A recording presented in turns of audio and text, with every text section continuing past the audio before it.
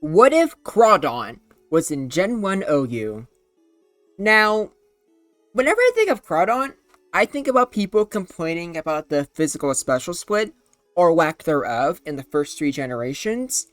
And normally, when I've seen people talk about that, they usually bring up CRAWDAUNT, which I used to completely agree with them, because what people would say, they'd always say it's a physical attacker, but it has special types. But I was so surprised to see this thing have 90 special. So like, why is this the main one people go to? Sure, it's not as high as its attack, but 90 stab for dark and water? That's pretty good. And it'd be pretty good in Gen 1 as well.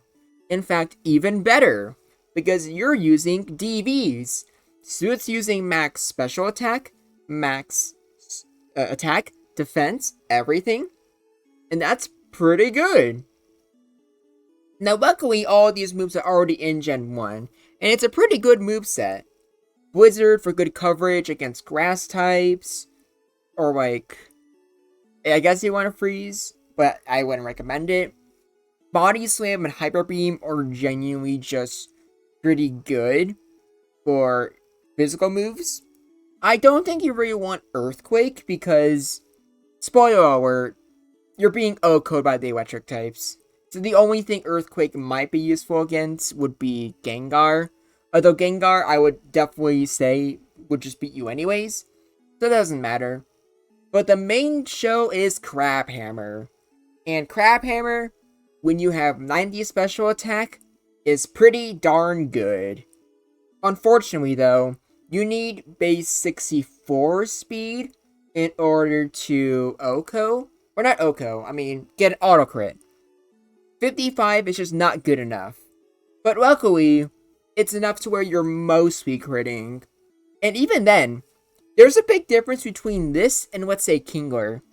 Kingler has Crabhammer and is fast enough for a guaranteed crit, I'm pretty sure. But the issue with Kingler is that it's base 50 speed. So if we were to quickly go on here, look up Kingler. So like 75 speed, that's good enough to where it's always gonna crit. But the only reason you consider Crabhammer in the first place is because of that. If it had 55 speed like CRAWDAUNT here, you wouldn't use it because then you're using your 50 special and sometimes it's just not doing any damage. That's not the case for CRAWDAUNT here, because 90 is already very, very good. So you already have a good stab move, and it has just a pretty good chance of hitting even harder. An extremely good chance, actually. That's pretty good. And it's typing. Water, with all the videos I've done, I'd say water is technically good, but there's always the inevitable competition with Starmie and even Lapras to a lesser extent, which always kind of puts him in a weird spot. And luckily, CRAWDAUNT here has a great reason to use it over Starmie, and that's the dark typing. You have an immunity to Psychic. Things like Executor and Alakazam are going to have a lot more problems dealing with you. And that's great for pivoting. And also, if you ask me, one of the only reasons this thing has a chance, because I think by far this thing's biggest problem is its frailty. Its HP is, I'd say, below average, and 55 special defense is not great. Things like Blizzards from, like, Stab are gonna do a decent chunk. Thunderbolts are just guaranteed KOs if they're with Stab. So, thank Arceus that you're immune to Psychic, because if you weren't, they would hurt a lot. But they don't. Although, one unfortunate thing is, because of the HP, a lot of other ways they can attack is a lot more viable. Seismic Toss, for example, is very annoying, and probably even more annoying for CRAWDAUNT here, because it is a little bit less bulky than average. But not the worst thing in the world. Overall, you can look in the screen and you can probably come to your own conclusion on why CRAWDAUNT is pretty good. I'm not sure if it's enough to stay in OU, It's a mixed attacker that can pretty much threaten anything in the game, but it also is just super frail, and Thunderbolts basically delete it. And while with its immunity, you'll have, say, switch-ins, there's just as many opportunities where you'll be forced to switch out. Because the other major problem with CRAWDAUNT is its speed at 55. Granted, all the things that it wants to prey on, it doesn't have to worry too much about, such as, like, Rhydon and stuff like that. And obviously, Executor can't really hurt you with Psychic in the first place. But spoiler alert, I do think that Mega Drain is a lot more good, just in general, just would be way more popular and way more viable with CRAWDAUNT around. And believe me, that's gonna hurt. So Speed Time Executor is pretty annoying. But overall though, it has a lot of potential. I originally thought this was gonna be just a worse Kingler, and it definitely is competing with Kingler, but this wouldn't really be a Sword Stance Pokemon. It's too slow and frail for that. But even if you ignore that, it already is doing well enough with just mixed attacking stats and a good move pool. But how good does it do against other Pokemon? Only one way to find out. Starting off with the boy himself, we got Tauros. And Body Slam, luckily, is, like, honestly, like, it's pretty manageable. And I think a lot of that has to do with, you know, your pretty decent 85 defense. Granted, it's up in the air, but both of you are pretty threatening towards each other. An even matchup. Now, imagine the same matchup with Tauros, but the Pokemon's bulkier, but also slower than you. And there's not a lot of things in the game that are slower than you. So honestly, that's a pretty... It's about as good as, let's say, with Tauros. You're faster, which is good, but the tankiness can be just as big as a problem as faster with a better crit rate. Also, paralysis. That's a big problem for CRAWDAUNT. And Chansey, if it specifically has Thunderbolt. And just like with Mega Drain on Executor, I think Bolt Beam Chansey will be even more popular. Although it's hard to tell, because CRAWDAUNT's frailty might mean that it wouldn't stay in OU. But to be honest, I think that might be a benefit for CRAWDAUNT. I think CRAWDAUNT is much better if it's more so a Pokemon that doesn't, like, you don't always think about. It's like one that, you know, like, you can use every once in a while to kind of throw someone off. That's what I think it would help it shine the most, where your opponent is prepared for it.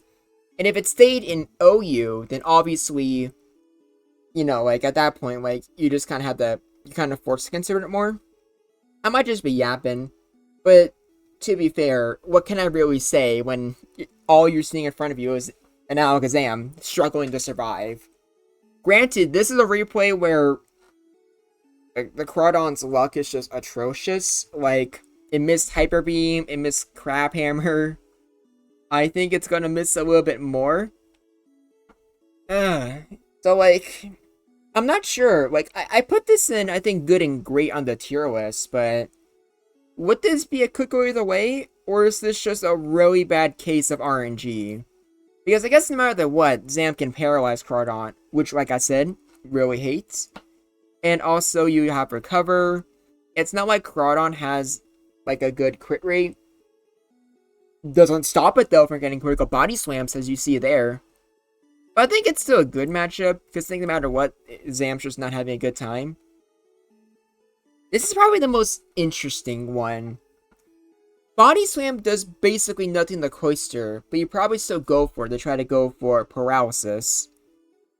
Blizzard is enough to where it's, like, most likely a 3-hit KO. But at the same time, Crab Hammer, even though it's resisted, Cloyster can be exploited on the special side. So critical Crab Hammers are doing pretty good chip. At the same time, if you don't get a crit, it just basically does nothing. I don't know, overall, a pretty even matchup. So yeah, like, I could go either way. Not what I expected. And here we have Executor. Now, I wasn't exactly sure if I should even include Mega Drain at first. But, like, seeing just how much Double Edge did, and seeing how much Mega Drain does, I think it is enough to where I should consider it for the viability. Although, if CRAWDAUNT is forcing the Executor to have to swap Mega Drain, that might just on its own mean Executor should be in a good matchup. But it's up to you, I guess you can say. You can tell me in the comments if you think Executor should be good or great, assuming you don't have a way to hurt it, or if it should be just quickly the way with Mega Drain. It depends on how much you think you'll be used. But also Gengar famously does pretty good against Dark and Ghost types, ironically enough. Does even better with Critical Thunderbolts. But you know who does even better? Jolteon, who doesn't need a crit. It just has a guaranteed OHKO. Which can't be too surprised about. But good on Jolteon. Also good on Jolteon for not dropping the UU. Now, unlike Executor, Jinx truly does not have good options against you. Granted, that damage with Body Slam might be, like, you know... like, you might get a freeze if Body Slam doesn't paralyze you, but it doesn't really matter. CRAWDAUNT completely walls, and Jinx can't do anything about it. Next is Rhydon, and Rhydon loses even harder than Jinx. Maybe they might miss Crabhammer, but are you really going to risk it? Probably not. Not like there's even a benefit to doing it in the first place. Now, Slowbro might be a Psychic type, but it really only matters in resistance. Slowbro has no problem setting up, and even a critical Crabhammer, despite your decent or good special attack, is just not enough. Your only real hope is to go for Wizard, hope for Freeze, but that's not going to happen. So let's skip this up a bit, because we all know how this is going to end. Slowbro just basically setting up for free against the CRAWDAUNT. So definitely avoid that matchup at all costs if you can. It's not very beneficial to you. Now, Starmie. Yeah, you're not really hurting Starmie, and even Body Slams it doesn't care about. The only way you can do better is if it's, like, Surf Bolt. But I just don't think you're going to really see that. But, yeah, it gets even worse. Like, Volt Beam is by far the most popular. Just like how Razor Leaf is by far the most popular on Victory Bell. I don't think there's a set without it, but, like, what else do you want me to say there? Like, obviously, if a non-crit Thunderbolt you're getting killed by Jolteon, I don't think you're really hoping you would survive against Victory Bell.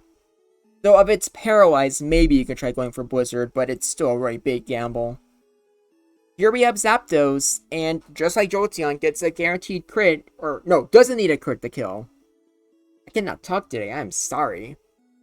This is normally where the video ends, but since this is a Patreon video requested by Plausible, we got 3 more videos to go over. Normally in the past for Patreon videos, I went after the borderline Pokemon, but now that those aren't there, I'm now going to choose 3 Pokemon per Patreon video, depending on how they relate to the Pokemon in question. So for CRAWDAUNT here, what is the competition, what niche picks does it do well against, and what would it struggle against? Starting out for competition, this is pretty obvious, but we're going to put it up against Kingler. Now, Kingler being faster is definitely a big benefit, and having a guaranteed crit on Crabhammer, that's good. Kingler definitely has a better edge in Sword Stance, but at the same time, CRAWDAUNT just already has better immediate damage, and has the better typing. And to be fair, it's not like Kingler it does well against electric types either. Against things like Jolteon or Zapdos, it's still getting deleted, basically. And technically, I guess you are bulkier. It's only 55 special defense to 50 special. Yeah, but technically, CRAWDAUNT's tankier. So if you ask me, I think CRAWDAUNT is better than Kingler, but it's up to interpretation. Now, what niche picks would be a little bit worse with CRAWDAUNT around? And I think an easy answer would probably be Hypno. Now, this replay, I kind of just make a lot of mistakes, and Hypno almost wins. But most cases, I don't think that's going to happen. There's also a Hypno using Paraflinch, so kinda BS. But overall, like, not having Psychic as an option when you're a Psychic type that struggles to have a niche against all the other Psychic types. Yeah, the introduction of a Dark type, that's not really doing you any favors. And last, let's go over an each Pokemon that would be even better. And I think an easy choice would definitely be Lapras. A tanky water type, you don't really care about Body Slam, and you have Thunderbolt for coverage. Yeah, CRAWDAUNT isn't doing anything. And I just went for a Crab Hammer just to see how much a crit would do. Not really that much. So overall, here is the tier list. And I think, honestly, I think most of this is fine. Maybe Chansey could be cooked either way if you want to just say CRAWDAUNT does a lot better if it doesn't have Thunderbolt. But even then, Seismic Toss does a lot of damage because you have low HP, and you're just terrified of paralysis. So I think a bad matchup is still the best way to go. What do you think? Do you think CRAWDAUNT would stay in OU, or do you think it would drop to a lower tier? I know there's already a few water types in underuse, but I think CRAWDAUNT would probably be fine there. Let me know what you think in the comments below. Until next time, this is Groundback, and I look forward to hearing from you.